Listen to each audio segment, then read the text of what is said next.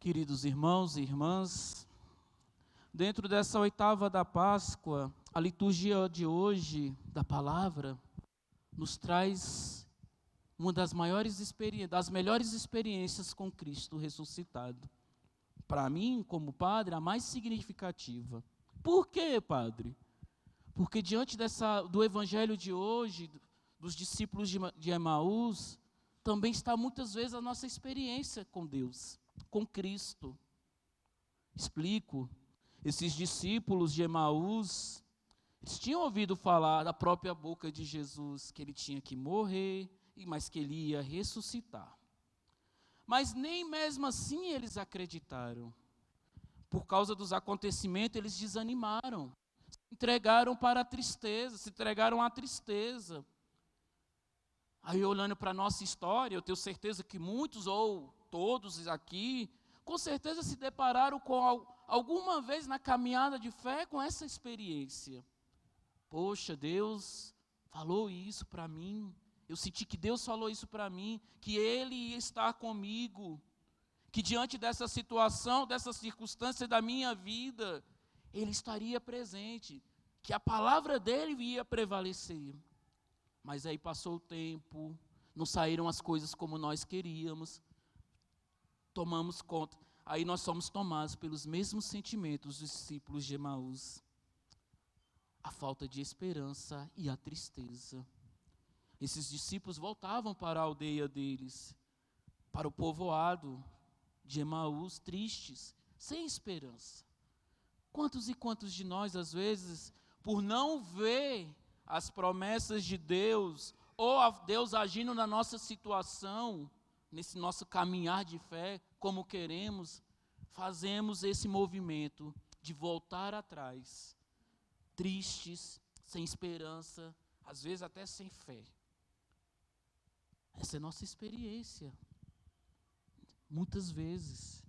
E aí onde que Jesus entra, Ele se coloca no caminho conosco e anda com nós. O Senhor nunca nos abandona. Só que da mesma forma que Ele age na vida, nesse caminho, nessa caminhada dos discípulos de Emaús, Ele também caminha conosco. Ele se coloca ao nosso lado. E às vezes nós não percebemos. E Ele vai nos mostrando as coisas.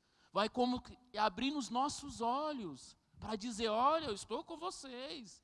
Olha, o que eu falei vai ser realizado. Mas não como a forma que vocês querem. Porque os discípulos de Emaús esperavam um Cristo libertador político, que viesse também libertar do poder do Império Romano. E aí ele morre. E aí parece que acabou todas as esperanças deles.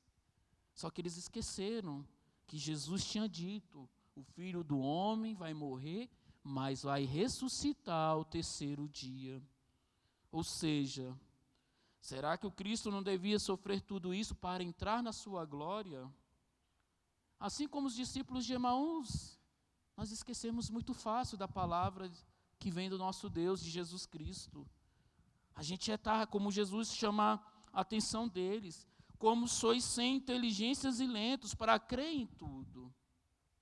Porque a nosso caminhar com Jesus, muitas vezes, a situação vai apertando. Nossa, padre, eu rezo, fiz até novena e eu não vejo nada acontecer. Aí já começa a descrer, já não reza mais, aí já é uma preguiça para vir para a missa, uma preguiça para rezar o terço, porque aí já vai entrando a falta de confiança. Na verdade, é desconfiança em Deus. E aí vai vindo a tristeza, como nos discípulos de Emaús. Só que nem mesmo assim, Jesus não desiste de nós. Assim como Ele foi conversando com esses discípulos, Ele vai nos mostrando. Ele vai nos alertando que Ele está conosco. Que a sua ressurreição é a palavra final na nossa vida. Só que muitas vezes não vai ser como nós pretendemos, mas como Ele quer. E Ele vai fazendo esse movimento de caminhar, de nos lembrando da palavra de Deus. Qual é a palavra, qual é o versículo da palavra de Deus que você guarda para a sua vida? Tem uma que eu costumo dizer, principalmente para os meus dirigidos espirituais, que às vezes na nossa caminhada, porque às vezes a gente só espera comodidade, que tudo vai ser do jeito como nós queremos, mas não é. Eu digo, lembra bem daquelas palavras de Jesus no final do Evangelho: no mundo tereis aflição, mas coragem, eu venci o mundo, e nós também vamos vencer. Só que para isso é preciso permanecer com Ele, é preciso confiar nele. E nessa experiência dos discípulos de Emaús, percebemos, cada um de nós, Deus nos concede a graça de celebrar a sua ressurreição do seu Filho, para que a gente possa renovar a nossa fé, renovar a nossa esperança, tirar todo o pessimismo dos nossos corações, ainda mais nesse tempo que nós estamos vivendo, um tempo difícil. A gente precisa ser testemunha da esperança. A gente precisa ser testemunho da confiança, da fé em Deus. Que Deus não está alheio ao que está acontecendo. Que Ele está conosco. Que a sua ressurreição resplandece sobre as nossas vidas.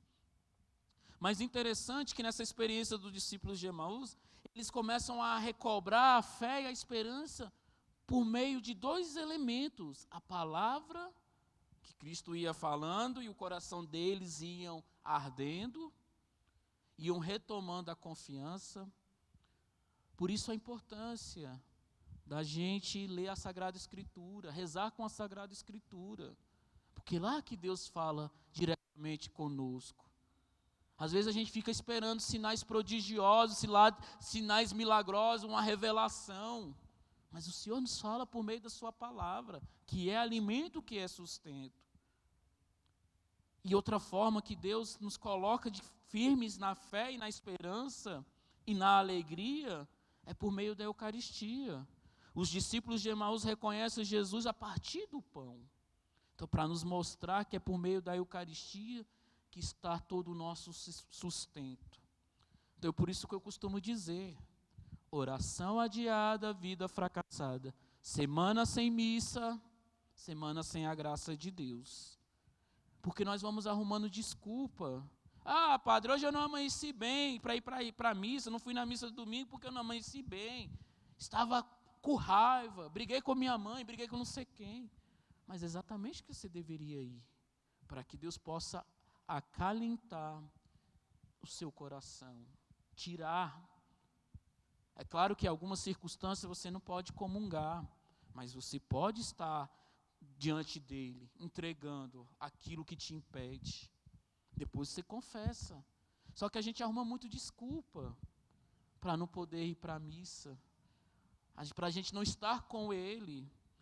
E toda vez que a gente vai se permitindo de não estar com Jesus na Eucaristia e por meio da sua palavra, nós vamos ter essa experiência do desânimo e da tristeza dos discípulos de Emaús. Agora, se nós colocamos diante disso, nós vamos ter a força necessária. Eu não falo para vocês que vai ser uma caminhada, vamos dizer, prazerosa, sem obstáculos, sem espinho, mas eu te garanto que você vai ter a força necessária para poder caminhar e chegar até o seu objetivo. Porque quem nos garante é Jesus Cristo, que vivo e ressuscitado está. Então a gente precisa se deixar envolver. E esse tempo pascal é um tempo de muita graça. Às vezes eu vejo as pessoas falando: mais um tempo pascal. Não é mais um tempo pascal. É o tempo onde Deus está querendo também renovar, ressuscitar aquilo que às vezes está morto em você. Às vezes a sua fé não está mais como antes. Então se deixe envolver. Aqui está o círio que representa Jesus Cristo ressuscitado. Deixa essa luz resplandecer dentro de você. Às vezes as situações da sua vida, de provações, tribulações, lutas por convenções de alguém que você ama, Deus quer renovar por meio da sua ressurreição. Então o tempo é esse.